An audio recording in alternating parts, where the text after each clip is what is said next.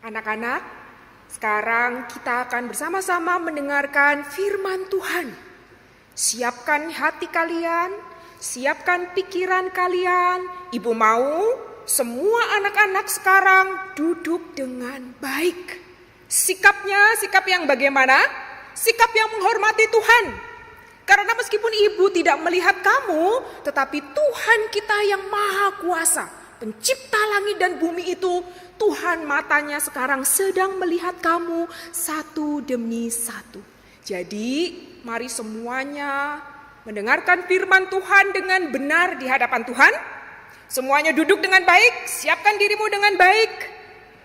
Dan kita minta tolong Roh Kudus untuk menolong kita mendengarkan firman Tuhan. Mari kita berdoa. Semua anak-anak lipat tangan, tutup mata, kita berdoa. Bapa di dalam surga, sekarang kami mau mendengarkan firman Tuhan. Kami berdoa memohon ya Tuhan, biarlah kiranya firman-Mu yang hidup, firman-Mu yang penuh kuasa, menolong kami untuk mengerti cinta Tuhan Yesus Kristus di atas kayu salib. Dan berkatilah kami ya Tuhan anak-anak yang mendengarkan firman Tuhan, agar kami boleh mempersembahkan hati dan pikiran kami untuk kami boleh sungguh-sungguh mendengar firman-Mu, mengerti firman-Mu, dan taat kepada firman-Mu. Kami berdoa kiranya Roh Kudus-Mu memimpin waktu ini sampai selesai. Di dalam nama Tuhan kami, Yesus Kristus, kami berdoa. Amin. Anak-anak, pada hari itu, di satu tempat yang gak terlalu besar di kota Yerusalem, ada bapak-bapak sedang berkumpul. Mereka itu adalah orang-orang penting agama Yahudi, dan mereka sedang berkumpul menjadi satu. Mereka sedang diskusi. Apa yang mereka diskusikan? Oh, mereka sedang berdiskusi tentang satu orang yang dipanggil Yesus Kristus. Wah, mereka berdiskusi dengan serius. Mereka menceritakan Yesus Kristus dengan serius. Tetapi anak-anak sayangnya tidak ada satu orang pun dari mereka yang berkumpul di dalam ruangan itu yang percaya tentang cerita-cerita yang mereka dengar tentang Tuhan Yesus Kristus. Gak ada satupun dari mereka yang percaya. Dan di tengah-tengah mereka ada satu pemuda. Dia berdiri, lalu kemudian berteriak dengan lantang. Siapa yang berani bilang kalau Yesus Kristus itu adalah Allah? Siapa yang berani bilang seperti itu? Siapa yang berani bilang kalau Yesus Kristus itu mati dan sekarang bangkit? Siapa yang berani bilang seperti itu? Kalau ada yang berani bilang seperti itu, aku, Saulus, aku akan tangkap mereka, aku akan penjarakan mereka. Wah, semua orang di ruangan itu langsung bisik-bisik. Mereka semua melihat ke arah Saulus. Mereka mengacungkan jempol. Wah, Saulus hebat ya. Saulus benar-benar pemberani. Lalu Saulus dengan tetap berdiri, dia kasih pengumuman.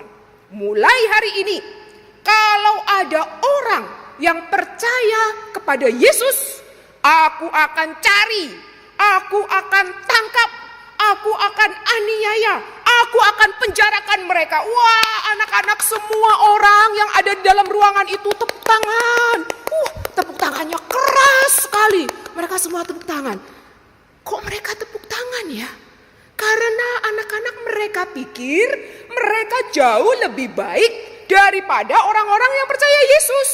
Mereka pikir mereka jauh lebih benar.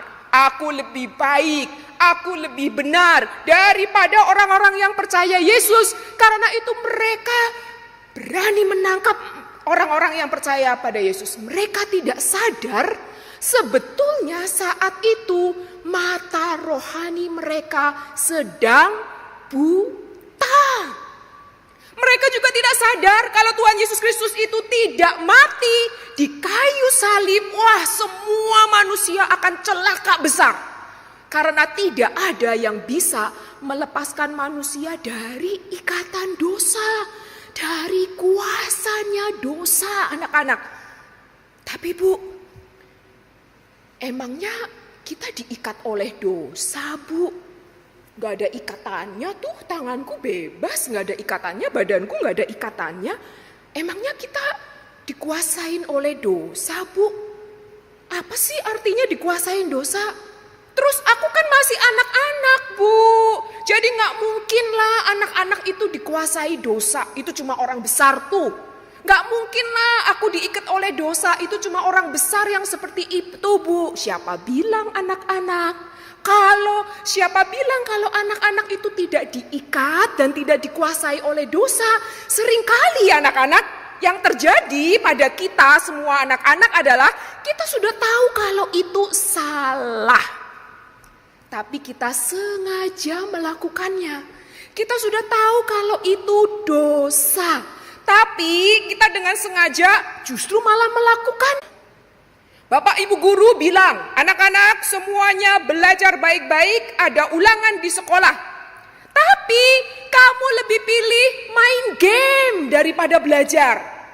Wah, kamu sibuk main game daripada belajar. Lalu ketika ulangan tiba, kamu aduh, udah ulangan ya? Gimana nih? Lalu otakmu mulai berpikir, cari cara. Oh, gimana ya caranya ya supaya aku bisa dapat nilai bagus? Karena kamu lebih pilih main game daripada belajar. Lalu waktu ulangan tiba, otakmu berpikir, bagaimana caranya ya supaya aku bisa dapat nilai yang bagus? Gimana caranya ya supaya aku nyonteknya berhasil, nggak ketahuan nilaiku bagus? Wah, anak-anak bukannya belajar, malah berpikir bagaimana bisa nyontek dengan sukses. Malah berpikir bagaimana caranya nyontek dan berhasil, nggak ketahuan Bapak Ibu guru. Dan setelah nyonteknya berhasil, kita justru bangga, ketawa-ketawa, asik, kemarin nyonteknya berhasil. Ketawa dan bangga waktu bikin dosa anak-anak, itu adalah tanda-tanda. Perhatikan. Itu adalah tanda-tanda kalau kita itu masih diikat oleh dosa, masih dikuasai oleh dosa. Dan itu baru satu contoh. Itu pun kita susah sekali lepas. Karena apa? Karena satu kali nyontek berhasil, kita seneng, nyontek berhasil. Nanti ada ulangan lagi, gampang. Aku main game aja, toh bisa nyontek lagi. Jadi ada ulangan lagi, nyontek lagi. Ada ulangan lagi, nyontek lagi. Ada ulangan lagi, nyontek lagi. Terus nyontek. Itu namanya kita sedang diikat oleh dosa, sedang dikuasai oleh dosa. Itu baru satu contoh. Bayangkan anak-anak, ada berapa banyak dosa yang kita lakukan setiap hari.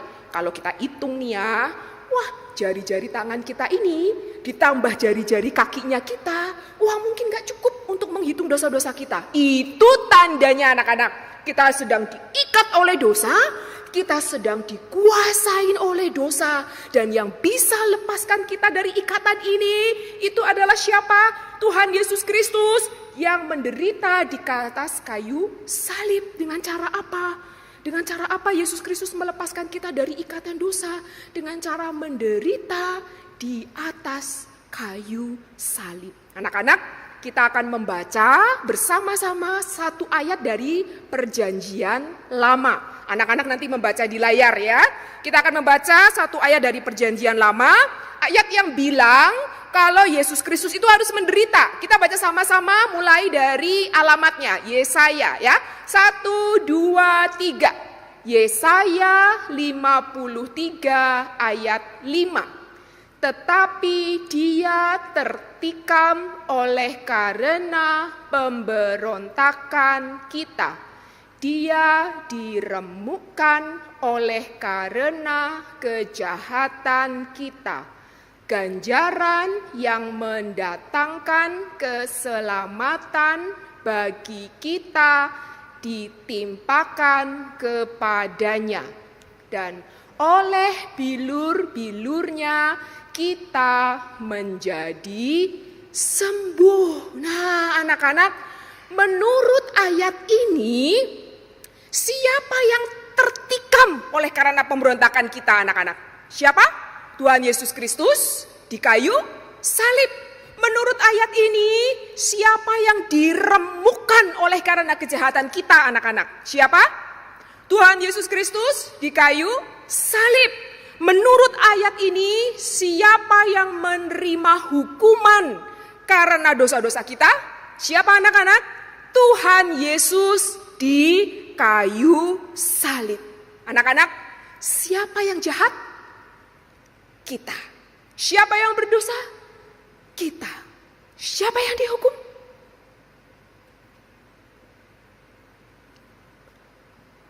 Siapa yang dihukum?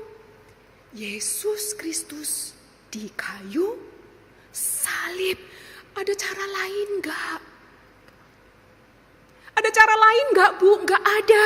Ini satu-satunya cara yang Alkitab katakan kepada kita. Jadi anak-anak, Yesus Kristus datang ke dunia itu cuma punya satu tujuan. Tujuannya adalah mati di atas kayu salib supaya manusia bisa lepas dari ikatan dosa, bisa lepas dari kuasa dosa. Dan anak-anak ini yang tidak disadari oleh Saulus. Saulus bangga, tepuk-tepuk dada waktu dia bisa menangkap orang-orang yang percaya kepada Yesus. Dia senang, dia bangga, dia merasa dirinya lebih baik, lebih benar daripada orang-orang yang percaya sama Yesus. Karena mata rohani Saulus masih buta. Saulus bahkan berpikir, aku gak butuh Yesus. Hati-hati anak-anak, jangan sampai kita juga berpikir kalau kita itu tidak butuh Yesus. Wah anak-anak, sejak pertemuan itu, kota Yerusalem, semua kota Yerusalem jadi heboh. Semua kota Yerusalem tahu kalau Saulus akan pergi dari satu rumah ke rumah yang lainnya, mencari orang-orang percaya, menangkap mereka, menganiaya mereka, memenjarakan mereka. Wah, seluruh kota Yerusalem jadi heboh. Orang-orang percaya, mereka melarikan diri, menyelamatkan diri, mereka keluar dari kota Yerusalem, pergi ke kota-kota yang lainnya. Sedangkan Saulus, waktu dia bisa menangkap orang yang percaya kepada Yesus, wah, Saulus senang, dia tepuk-tepuk dada, dia bangga. Saulus tidak sadar anak-anak, waktu dia melakukan itu, meskipun dia pikir dia baik dan benar, Saulus tidak sadar waktu dia melakukan itu, sebetulnya Saulus itu masih diikat oleh dosa, masih dikuasai oleh dosa. Coba pikir anak-anak. Saulus merasa dirinya lebih baik daripada orang-orang yang percaya kepada Yesus. Saulus merasa dirinya lebih benar daripada orang-orang yang percaya kepada Yesus. Pada saat yang sama, ketika Saulus merasa bahwa dia yang paling benar, dia yang paling baik, justru pada saat itu Saulus sedang SOMBONG.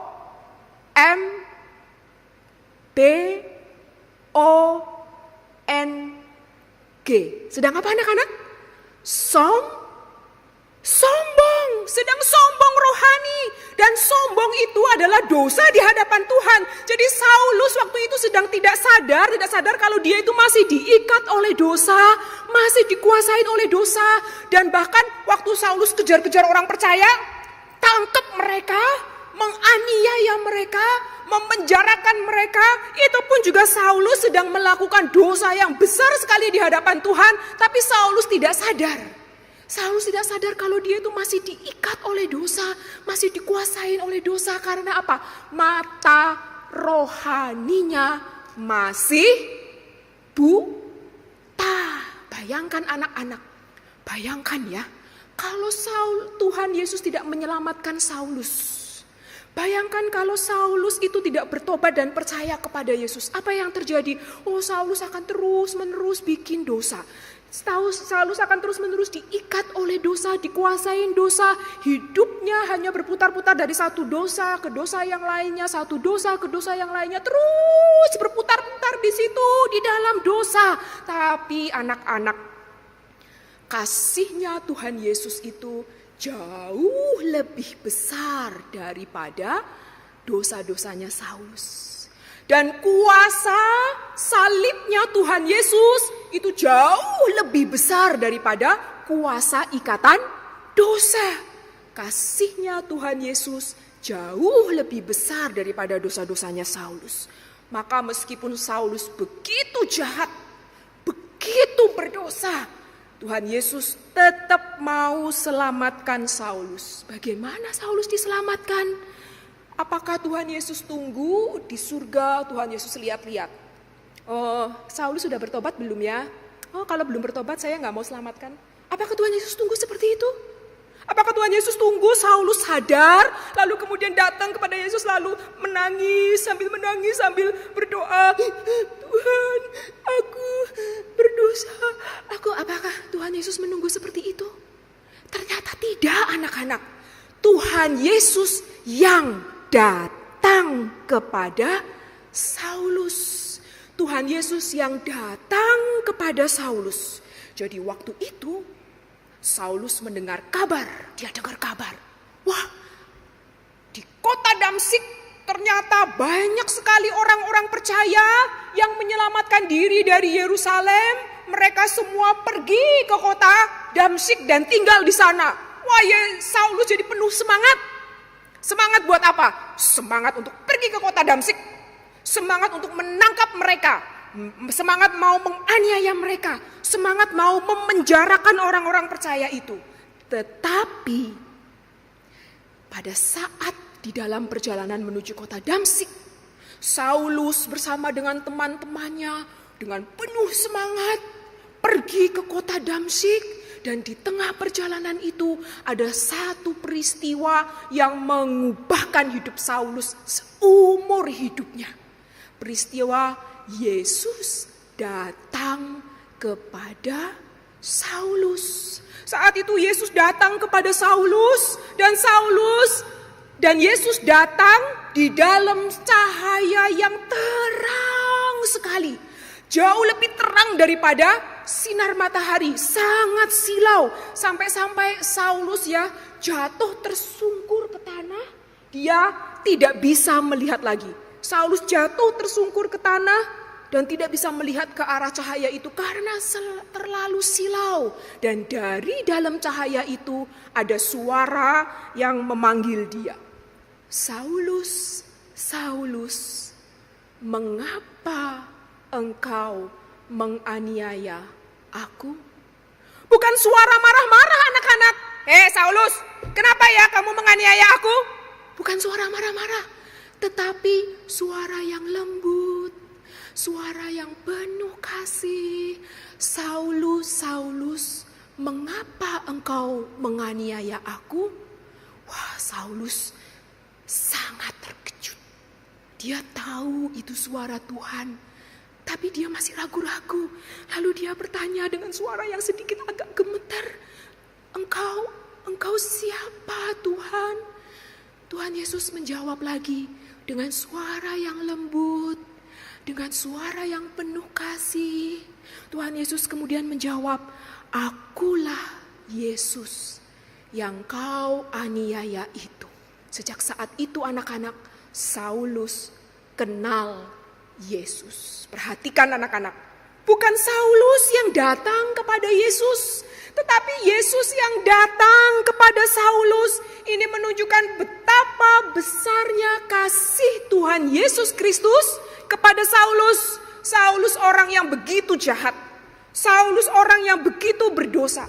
Saulus orang yang mengejar-ngejar orang yang percaya. Saulus yang tidak percaya kepada Yesus. Saulus yang menghina Yesus. Tetapi untuk Saulus yang begitu jahat, Yesus mau datang kepada Saulus. Bahkan sebelum itu anak-anak, sebelum Yesus datang kepada Saulus, apa yang dilakukan oleh Tuhan Yesus? Yesus lebih dahulu mati di atas kayu salib untuk Saulus. Betapa besarnya cinta kasih Yesus kepada Saulus. Dan apa yang terjadi kemudian anak-anak? Yesus datang kepada Saulus bukan untuk menghukum Saulus. Yesus datang kepada Saulus bukan untuk marah-marahin Saulus. Bisa enggak Yesus menghukum Saulus? Bisa. Karena Yesus itu adalah Allah pencipta langit dan bumi. Tetapi Yesus tidak lakukan itu. Yesus datang kepada Saulus, membuka mata rohaninya Saulus. Jadi Saulus akhirnya bisa melihat kalau ternyata dia itu adalah orang yang berdosa. Orang yang masih diikat oleh dosa. Orang yang masih dikuasai oleh dosa. Dan akhirnya Saulus sadar kalau dia butuh Yesus. Akhirnya Saulus sadar satu-satunya yang bisa lepaskan dia dari ikatan dosa itu cuma Yesus Kristus yang mati di atas kayu salib. Karena apa? Karena kuasanya salib. Karena kuasanya kebangkitan Yesus Kristus itu jauh lebih besar daripada kuasa dosa. Perhatikan anak-anak. Karena kuasanya salib, kuasanya kebangkitan Yesus Kristus itu jauh lebih besar daripada kuasa dosa. Jadi waktu Saulus sadar bahwa Yesus hanya Yesus satu-satunya yang bisa lepaskan dia dari ikatan dosa, dari kuasa dosa. Pada saat itulah kuasa salib, kuasa kebangkitan Yesus Kristus melepaskan dia dari ikatan dosa, dari kuasa dosa. Mata rohani Saulus celik. Waktu itu mata fisiknya Saulus yang ini nih, mata yang ini buta anak-anak. Selama 3 hari dia tidak bisa melihat. Tapi mata rohaninya terbuka. Anak-anak, sejak saat itu, sejak bertemu dengan Yesus, Saulus berubah. Dari Saulus yang lama, yang diikat oleh dosa, dikuasain oleh dosa, berubah menjadi Saulus yang baru, yang diikat oleh kasihnya Tuhan Yesus Kristus, yang dikuasai oleh kasihnya Tuhan Yesus Kristus. Lalu anak-anak, Saulus mengganti namanya menjadi Paulus. Saulus mengganti namanya menjadi Paulus untuk menunjukkan aku sudah berubah. Aku sudah punya hidup baru di dalam Tuhan Yesus Kristus. Sangat memperhatikan hidupnya. Apakah aku sudah mengasihi Yesus? Apakah aku sudah menaati Yesus? Apakah aku sudah meninggalkan dosa-dosaku untuk Yesus? Apakah aku sudah rendah hati seperti Yesus? Apakah aku sudah rela berkorban seperti Yesus? Apakah aku sudah mengasihi orang lain seperti Yesus? Paulus sangat memperhatikan hidupnya. Dari Saulus yang lama menjadi Saulus yang baru. Dari Saulus yang diikat oleh kuasa dosa menjadi Paulus yang diikat oleh kasihnya Tuhan Yesus Kristus. Anak-anak, tanda sepaku di atas kayu salib itu adalah menunjukkan kasihnya Tuhan Yesus yang begitu besar untuk kita. Tuhan Yesus rela dipaku tangannya, kakinya, ditusuk lambungnya, rela menderita dan mati di kayu salib. Itu adalah supaya kita semuanya bisa lepas dari ikatan dosa, lepas dari kuasa dosa. Anak-anak, melalui firman Tuhan pada hari ini yang Ibu beritakan kepada kalian, melalui firman Tuhan pada hari ini, Tuhan Yesus juga sebetulnya sedang bicara sama kamu. Seperti Yesus datang kepada Saulus, Yesus juga sekarang datang kepada kamu melalui firman Tuhan. Seperti Yesus yang berbicara kepada Saulus, Yesus juga sekarang sedang berbicara kepada kamu di rumahmu melalui firman Tuhan pada hari ini. Anak-anak, Ibu sekarang sebagai hamba Tuhan, mewakili Tuhan, Ibu mau bertanya sama kamu anak-anak. Setelah mendengarkan firman Tuhan pada hari ini, maukah kamu berdoa? Mengakui kalau kamu adalah orang berdosa. Setelah kamu mendengarkan firman Tuhan pada hari ini, maukah kamu berdoa? Mengaku kalau kamu butuh Yesus untuk lepaskan kamu dari dosa. Setelah kamu mendengarkan firman Tuhan pada hari ini, maukah kamu berdoa anak-anak? Berdoa, Tuhan, aku mau hidup baru seperti Paulus. Anak-anak, kalau kamu bilang, aku mau Tuhan, aku mau Bu, aku mau berdoa seperti itu. Kalau kamu bilang seperti itu, Ibu akan mengajak kamu berdoa. Kita akan menyanyikan terlebih dahulu lagu Yesus menderita bagimu. Yesus menderita bagimu, Yesus mati bagimu, Yesus menderita. Lipat tanganmu, sambil lipat tangan, tundukkan kepala, siapkan hati untuk berdoa. Yesus, cinta yang ajaib bagimu, Yesus mati, Yesus menderita bagimu, Yesus menderita bagimu. Lipat tanganmu, Yesus mati bagimu, cinta yang tundukkan kepalamu, kita berdoa. Lipat tangan, tutup mata, semua anak-anak berdoa bersama dengan ibu, satu kalimat demi satu kalimat. Ulangi satu kalimat demi satu kalimat. Bapa di surga, saya adalah orang berdosa. Saya masih diikat dosa. Saya masih dikuasai dosa. Ampuni saya, Tuhan. Saya membutuhkan Engkau untuk bebaskan saya dari dosa. Tolong saya, Tuhan, dan beri saya hidup yang baru di dalam Yesus Kristus. Terima kasih Tuhan, karena kasih-Mu di kayu salib yang menyelamatkan saya.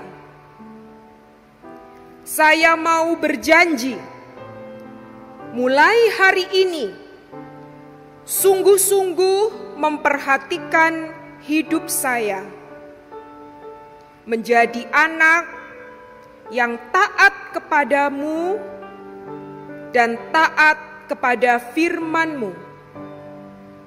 Di dalam nama Tuhan Yesus Kristus, saya berdoa. Amin.